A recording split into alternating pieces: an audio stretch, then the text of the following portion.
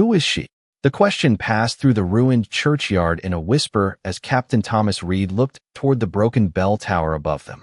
Snow moved across the square in thin white sheets, gathering against shattered stone and abandoned wagons. His men had stopped beneath the remains of an arched wall, uncertain where the hidden observer had been watching from. For nearly 20 minutes, every route out of the square had seemed exposed. Then, without warning, the pressure disappeared. The distant window that had held their attention went dark. The narrow street ahead became quiet. Thomas lifted his binoculars and searched the tower. At first, he saw only cracked masonry, splintered beams, and a bell hanging at an angle beneath the roof. Then a pale face appeared behind the stone. Anna Keller lay almost motionless among dust and broken glass, her gray coat blending into the winter ruins. One gloved hand rested near an old rifle.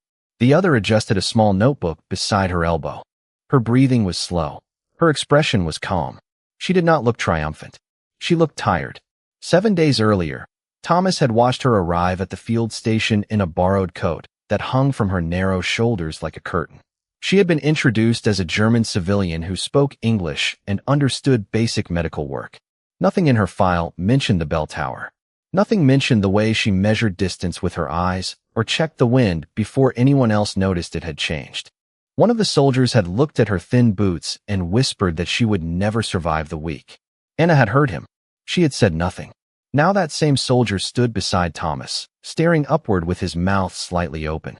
Anna closed the notebook, secured it inside her coat, and began climbing down the narrow wooden ladder. The church seemed to hold its breath as she descended. Dust fell from the beams. Snowlight entered through the broken roof and softened the sharp edges of the ruins. When her boots reached the ground, Thomas stepped toward her. "Were you up there the whole time?" he asked. Anna brushed white dust from her sleeve. "Long enough." Her English was careful, almost formal. Thomas glanced toward the window she had been watching, nearly 800 yards across the square. "How did you see it?" Anna looked past him toward the rooftops. The curtain moved. Thomas frowned. There was no wind.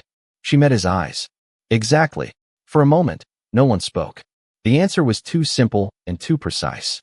Thomas had spent years learning to trust reports, maps, and trained observers. Anna had trusted a curtain. Yet the men were moving again because she had noticed what everyone else had missed. A medic called from the street, and the unit prepared to continue. Thomas looked at Anna once more. "Who taught you?" She pulled the hood of her coat over her hair.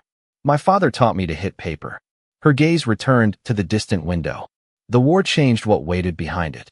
Then she walked toward the medical wagons without another word, leaving Thomas beneath the ruined bell tower with the uneasy realization that the quiet German woman beside his unit was not who anyone believed her to be. 7 days earlier, snow had covered the village in a silence that felt almost permanent. The church bell still hung above the square then. The windows still held glass. The stone walls still stood unbroken against the winter sky. Captain Thomas Reed remembered the morning clearly because it was the day Anna Keller arrived. A military truck rolled into the village shortly after sunrise carrying medical supplies, blankets, and several civilians transferred from nearby towns. Anna stepped down from the truck last. She carried a small canvas bag and wore a coat that looked one size too large. Her hair was tucked beneath a wool cap. Her face showed neither fear nor confidence, only exhaustion. Thomas reviewed her paperwork beside the field station stove while snow tapped softly against the windows. German civilian, 25 years old, speaks English, medical assistant experience. No military training listed. No special qualifications. The file seemed almost empty. Across the room, several soldiers were drinking coffee before beginning their patrol routes. One of them glanced toward Anna and shook his head. "She will not last a week out here." A few others laughed quietly. Not out of cruelty, out of certainty. Winter was difficult enough for trained soldiers. The thought of a civilian surviving near the front line seemed unlikely. Anna heard every word. She continued organizing medical supplies without looking up. Thomas noticed that. Most people would have reacted somehow. Anger, embarrassment, defensiveness. Anna simply worked. As the morning progressed, she translated for villagers, assisted the medics, and moved through the station with quiet efficiency. Nothing remarkable happened. Yet Thomas found himself watching her occasionally. Not because she stood out, because she did not. She seemed determined to occupy as little space as possible. Near noon, a light snowfall began drifting across the village. Soldiers prepared observation posts around the perimeter while supply wagons arrived from the south road. Anna carried bandages into a storage room and then stopped beside a window overlooking the square. For nearly 30 seconds, she stood perfectly still. Thomas happened to notice. "Something wrong?" he asked. Anna continued looking outside. "Maybe." Thomas almost smiled. The answer sounded uncertain, yet something in her expression suggested otherwise. He walked over and followed her gaze. Across the square stood a row of abandoned buildings. Nothing moved. No people. No vehicles. No signs of activity. "What do you see?" he asked. Anna pointed toward the second floor of a damaged bakery. "That window." Thomas looked again. "What about it?" Anna tilted her head slightly. "Someone should move the guard." Thomas frowned. "Why?" She hesitated. "Because that window can see him." Thomas studied the building. The observation post was nearly 800 yards away. The angle seemed impossible to judge from inside the station. "How do you know?" Anna watched the glass for another moment. "Because I would use that window." The answer lingered in the room. Thomas looked toward her. Anna immediately seemed uncomfortable with the attention and returned to organizing supplies. The conversation ended there. Yet an hour later, Thomas walked outside and checked the position himself. To his surprise, she was right. The line of sight was nearly perfect. The guard was relocated before dusk. Nobody mentioned it afterward. Nobody treated it as important. Yet Thomas remembered. Because that was the first time he realized Anna Keller did not look at the village the way everyone else did. While others saw buildings, roads, and snow, she saw angles, distances, possibilities. And somehow, she saw them before anyone else. The warning about the bakery window should have been forgotten by the next morning. In a village crowded with patrol reports, supply shortages, medical requests, and endless winter problems, one accurate observation from a civilian should not have mattered very much. Yet Captain Thomas Reed found himself thinking about it anyway. Not because Anna Keller had been right. Good guesses happened every day. What bothered him was how quickly she had seen it. Most trained observers needed time to study a position. Anna had noticed it while carrying bandages across a room. 2 days later, a fresh layer of snow covered the village. The storm had passed during the night, leaving rooftops white and roads nearly invisible beneath drifts. The air felt colder than before. Every sound seemed muted beneath the snow. Shortly after sunrise, Thomas received instructions to inspect a nearby school building that had been converted into temporary storage. Several soldiers accompanied him. Anna came as a translator because local villagers occasionally visited the area seeking supplies or information. The walk took less than 15 minutes. Snow crunched beneath their boots as they crossed the village square and followed a narrow road lined with bare trees. The school stood alone near the edge of town. Tom had not treated it kindly. Several windows were broken. Paint peeled from the walls. Part of the roof had collapsed during an earlier storm. Inside, the building smelled of dust, old wood, and cold stone. While the soldiers checked inventory, Anna wandered toward a staircase leading into the basement. Thomas noticed her disappear below and followed a few minutes later. He found her standing in a storage room illuminated by a single shaft of sunlight entering through a crack in the ceiling. Wooden shelves lined the walls. Most were empty. Others held forgotten books, rusted tools, and abandoned school supplies. Anna knelt beside a long wooden crate hidden beneath a canvas sheet. For several moments, she simply stared at it. "What is it?" Thomas asked. Anna looked up. "Something my father left here." Together they pulled the crate into the light. The hinges protested as Anna carefully opened the lid. Inside rested an old sporting rifle wrapped in cloth. Beside it lay a small leather notebook and several yellowed photographs. Dust covered everything, yet the rifle appeared remarkably well preserved. Anna lifted it gently, almost respectfully. Her hands moved with familiarity. She checked the mechanism, examined the sights, adjusted the stock against her shoulder for a brief moment. Every movement looked practiced. Thomas watched quietly. "You know how to use that?" Anna lowered the rifle and nodded. "My father taught me." She opened the notebook and smiled faintly for the first time since arriving in the village. Between its pages were handwritten notes about wind, distance, breathing, and patience. Not military instructions. Lessons. Thomas flipped through several pages. Detailed diagrams filled the margins. Measurements. Observations.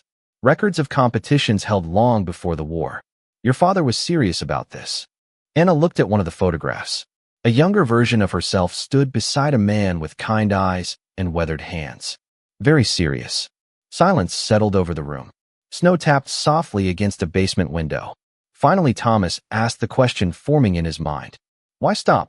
Anna closed the notebook. The smile disappeared. Because after he died, it felt wrong. She returned the photograph to the crate and rested a hand on the rifle. Then the war arrived.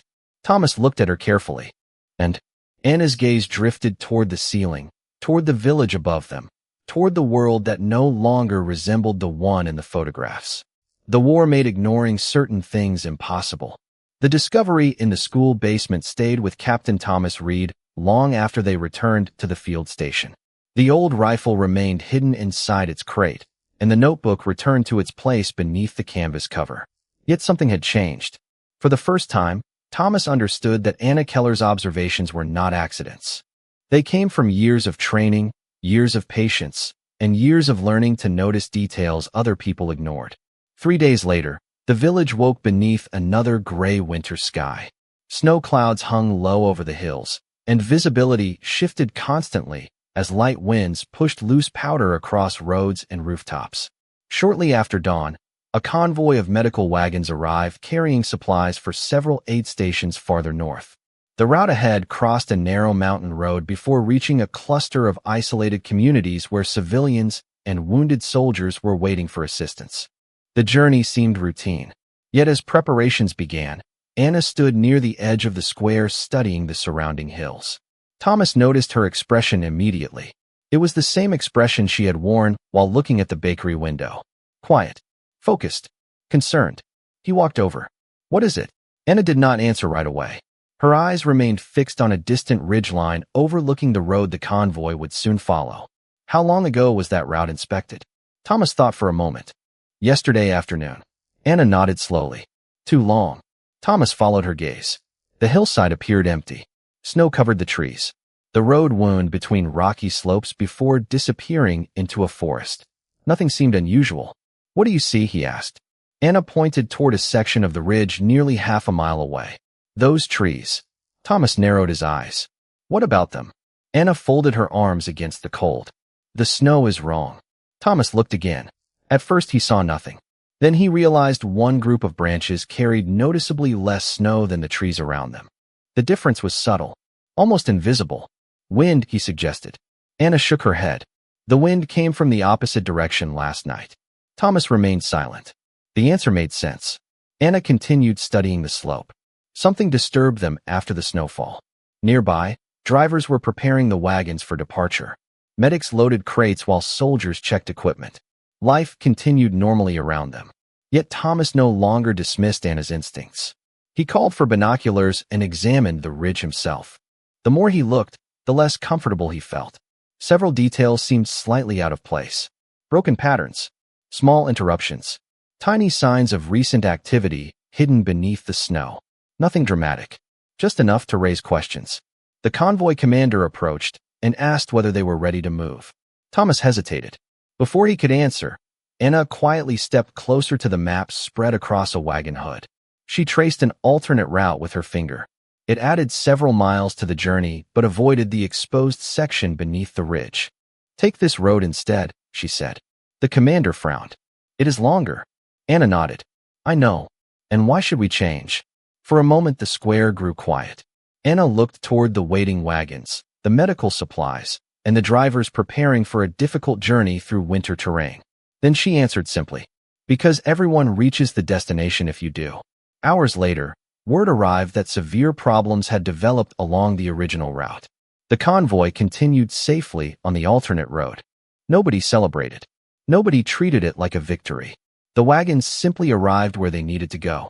That evening, Thomas opened the daily operations report. Beside the convoy entry, he wrote a single note. Anna Keller. Observation confirmed. It was the first official record of a pattern that was only beginning to emerge. The first number appeared on a gray afternoon 3 weeks later. Snow covered the roads once again, and winter seemed determined to stretch forever across the hills surrounding the village. Captain Thomas Reed was reviewing reports inside the operations room when a clerk placed a fresh document on his desk. Among the usual notes and coordinates was a single entry connected to Anna Keller's recent assignments. The number was small, just 1. Thomas stared at it for several seconds before setting the paper aside. Outside, life continued as usual. Medics carried supplies. Patrols came and went. Villagers lined up for food and medicine. Nobody paid attention to a number written in a report. Least of all Anna. She spent most of her days moving between aid stations, observation posts, and supply routes. The soldiers had stopped questioning her recommendations. When Anna suggested changing a route, they changed it. When she advised moving an observation point, they moved it. Experience had quietly replaced doubt. Several weeks passed. Winter deepened. More reports arrived. The number grew. 1 became 13. 13 became 28. 28 became 46. Each report followed the same pattern. Coordinates, dates, distances, official confirmations. Thomas noticed something else as well. Every time the number increased, another pattern appeared somewhere else. A convoy reached its destination. A group of wounded soldiers arrived safely at a hospital. A village received medical supplies before a storm closed the roads. A team returned from the mountains when many expected them to remain stranded. One evening, Thomas entered the field station after sunset and found Anna sitting alone near a lantern. Snow tapped softly against the windows. The room smelled faintly of coffee and wet wool. A small notebook rested open in front of her. Thomas assumed she was reviewing observations. Then he glanced down and noticed there were no coordinates. No military reports. No distances. Only names. Dozens of names written in careful handwriting. Some belonged to soldiers. Others belonged to nurses, drivers, doctors, and civilians. Beside each name was a short note. Reached hospital. Returned safely. Crossed bridge before storm. Reunited with family. Thomas looked at the pages. What is this? Anna closed the notebook halfway. Nothing important. Thomas almost laughed. You have been carrying it everywhere. Anna rested her hand on the cover. That does not make it important. Thomas pulled up a chair. The reports say 46. Anna looked toward the lantern flame. I know. Most people would remember that number. Silence settled over the room. Snow continued drifting across the glass outside. Finally, Anna opened the notebook again and turned several pages. I remember these instead. Thomas read a few of the names. Some entries were simple. Others included small details.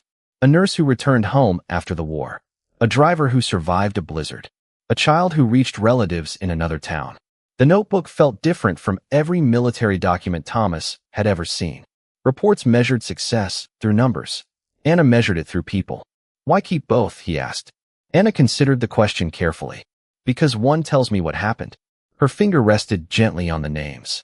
The other reminds me why it mattered. The lantern flickered. For a moment, neither spoke. Then Thomas realized something that would stay with him for the rest of his life. The army was counting achievements. Anna Keller was counting lives returned to the future. And every time the official number grew larger, her notebook somehow became heavier. The winter storm arrived after sunset. It swept across the mountains with a force that erased roads, buried landmarks, and turned familiar terrain into a white wilderness. Snow moved sideways through the darkness, driven by relentless wind. Visibility dropped to almost nothing. Even experienced soldiers struggled to recognize locations they had crossed dozens of times before. Inside the operations room, Captain Thomas Reed studied weather reports while radio operators monitored communication lines that faded in and out beneath the storm. Shortly after midnight, an urgent message arrived. A small team returning from a medical supply mission had become separated from the main route high in the mountains. Their position was uncertain. Their visibility was nearly gone. The storm was growing worse by the hour. Thomas immediately organized a response. Maps covered the table. Radios crackled. Coordinates were checked and rechecked. Yet every solution seemed to collide with the same problem. Nobody knew exactly where the stranded men were. Across the room, Anna Keller listened quietly. She studied the map for several minutes before stepping closer. Her finger traced a narrow ridgeline overlooking a frozen valley. They are here, she said. Thomas looked up. That is almost 12 miles away. Anna nodded. I know. How can you be sure? She pointed toward the weather report. The wind changed 3 hours ago. Then she pointed toward the last transmission log. And they were moving east before that happened. Thomas followed her reasoning. Piece by piece, the path became visible. Not certain, but possible. Anna reached for a radio headset. I am going to the observation post. Thomas stared at her. In this storm? Anna looked toward the windows where snow hammered against the glass. The storm is exactly why. An hour later, she sat alone inside a small observation shelter high above the valley. The structure was little more than stone walls and a roof reinforced against winter weather. Wind rattled every beam. Frost formed along the edges of the radio equipment. Through the darkness, nothing could be seen beyond a few yards. Yet Anna continued listening, waiting, measuring. Every few minutes, she transmitted another instruction. Her voice remained calm, precise, unhurried. Stay where you are. Minutes passed. Move 10 yards left. More silence. Then another message. Wait. Somewhere beyond the storm, unseen figures followed those directions. Thomas listened from the operations room below. Hour after hour, Anna remained on the radio. She never raised her voice, never sounded uncertain. The storm continued raging around the mountains. Midnight became 2 in the morning. 2 became 4. Then, shortly before dawn, a final transmission arrived. The missing team had reached safety. The room exhaled collectively. Radios lowered. Shoulders relaxed. Coffee cups were finally emptied. Several hours later, one of the rescued soldiers arrived at the field station.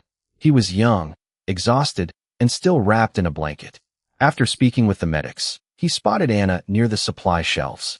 For several seconds, he simply stared at her. Then he walked over. You were on the ridge, he said. Anna looked up from a medical inventory sheet. Yes. The young soldier nodded slowly. We could not see anything. Anna closed the folder. Neither could I. The soldier smiled. That is not what it felt like. Around them, conversations gradually quieted. People listened. The young man glanced toward the snowy mountains beyond the window. All night long, it sounded like somebody was watching over us. He hesitated before adding the words that would follow Anna for years. Like an angel. The room remained silent. Anna lowered her eyes and returned to her paperwork.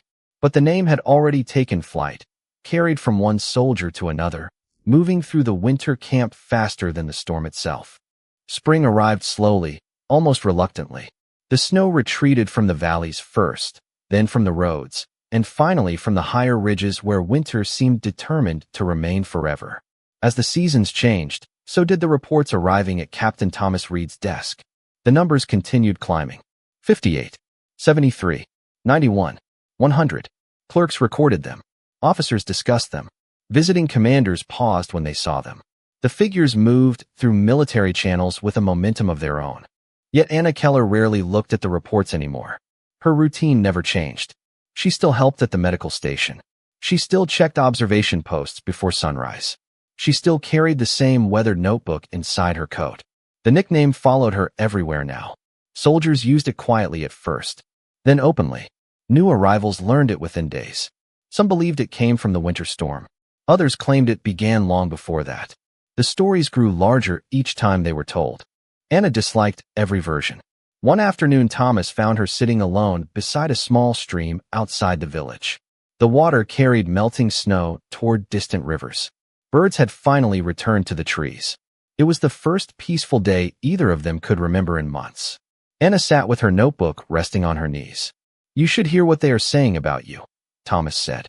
Anna continued looking at the water. I already have. Thomas smiled. Then you know they respect you. She opened the notebook and turned several pages. Respect is not the problem. Thomas sat beside her. For a moment, neither spoke. A cool breeze moved through the grass. Somewhere in the distance, a church bell rang for the first time since winter. What is the problem? He asked. Anna studied the names written across the pages. Stories become simpler every time they are told. Thomas looked at the notebook. More names had been added. Far more than before. Drivers, medics, villagers, patrol leaders, nurses, entire families. And that bothers you. Anna nodded. The stories remember one person. Her finger rested lightly against the paper.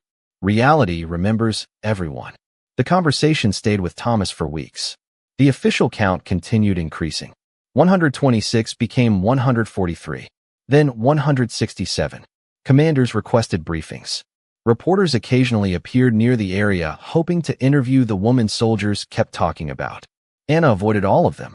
If someone arrived carrying a camera, she found work elsewhere. If someone asked about her accomplishments, she changed the subject. One evening, a photographer traveled nearly 60 miles hoping to capture her portrait beside an observation position. Thomas found the man waiting outside the operations room. "Where is she?" the photographer asked. Thomas looked through the window toward the medical station. Anna was helping an elderly villager repair a broken cartwheel. Her sleeves were covered with dust. Her notebook rested nearby. "Busy," Thomas answered. The photographer seemed disappointed. "People want to know who she is." Thomas watched Anna laugh quietly at something the villager said. It was a rare sound, almost unfamiliar. "No," he replied. "People want a legend." The photographer frowned. "Is there a difference?" Thomas looked toward the notebook lying beside the cart, toward the growing list of names no newspaper would ever print, toward the woman carrying a reputation she never asked for. "A very large one," he said. By late summer, the number in the official reports had reached 200. The figure traveled through headquarters faster than supply trucks and weather updates. Officers who had never visited the village knew Anna Keller's name. Some admired it. Others questioned it. A few simply refused to believe it. Captain Thomas Reed expected that. Numbers had a way of attracting attention. They also attracted doubt. The challenge arrived in the form of a senior officer who appeared one morning carrying a folder thick with reports and recommendations. He spent the day reviewing records, interviewing personnel, and examining operational summaries. By evening, a meeting was called inside the headquarters building. Maps covered the walls. Files filled the tables. Anna was not present. She was helping at the medical station across the village, exactly where she preferred to be. Thomas entered the room and immediately understood the mood. Several officers sat with folded arms. Questions had already been asked before he arrived. "These records are extraordinary," one officer said. "That is precisely the problem." Another pointed toward the stack of reports. Many of these observations came from a German civilian. The words hung in the air. Thomas looked around the room. He had heard similar arguments before. They always focused on nationality, on paperwork, on appearances, never on evidence. The senior officer opened a folder. "How do we know the reports are accurate?" Thomas walked to the table and placed several documents beside the existing files. Observation logs, communication records, route changes, medical convoy schedules, witness statements. The evidence filled nearly half the table.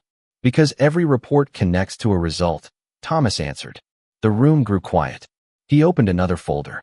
Inside were statements from drivers, medics, patrol leaders, and villagers. Different people, different locations, different months.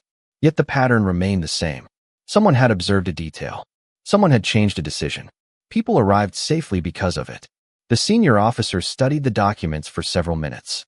Then his attention shifted toward a small notebook resting near the edge of the table. Thomas had brought it intentionally. The notebook looked insignificant compared to the military reports surrounding it. Its cover was worn. Several pages had been repaired with tape. "What is that?" the officer asked.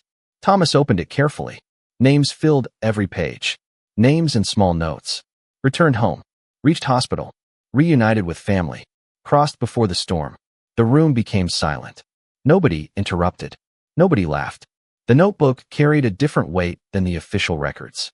The reports measured achievements. The notebook measured outcomes.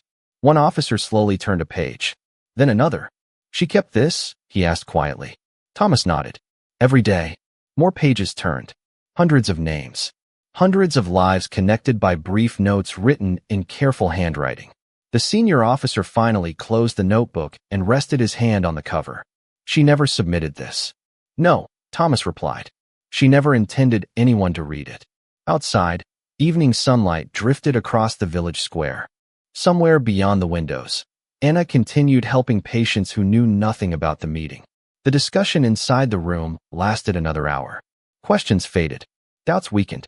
By nightfall, the decision was final. The reports would remain unchanged. The record would stand.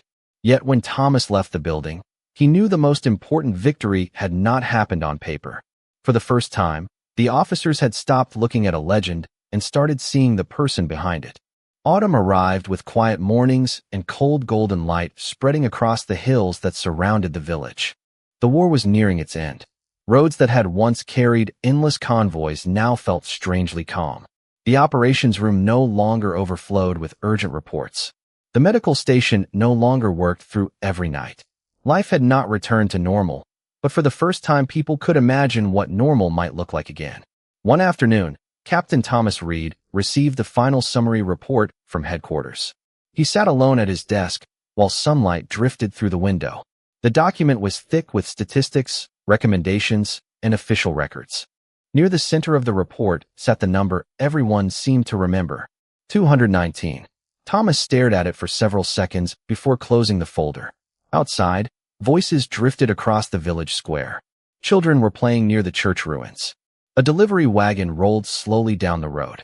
Somewhere nearby, Anna Keller was helping organize medical supplies for families preparing to return home. The contrast felt almost impossible. One number occupied an entire page. The person responsible for it was carrying blankets. Later that evening, Thomas found her near the old school building where they had discovered her father's rifle months earlier. The trees had begun turning gold. Fallen leaves moved across the ground in the breeze.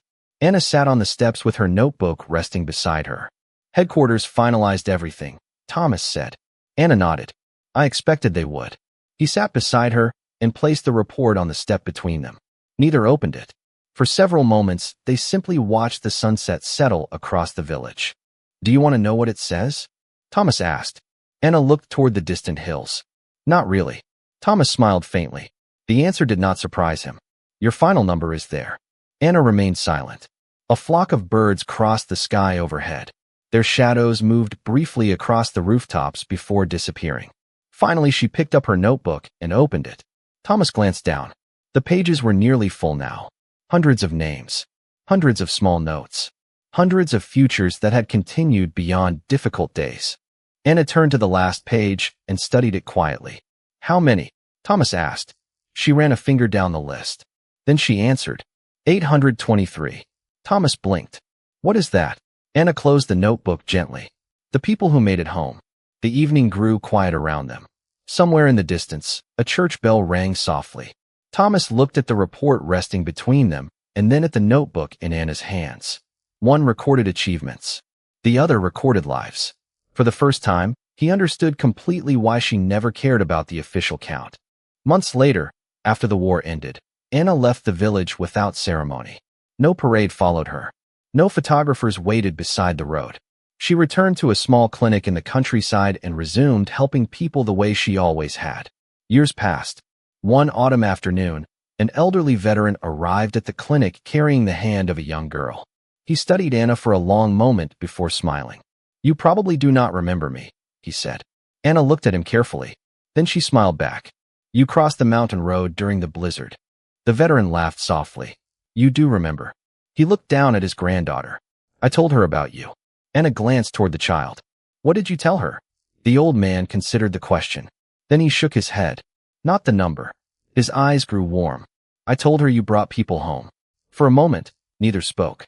Outside, leaves drifted across the clinic yard beneath the afternoon sun. Anna looked at the little girl and smiled.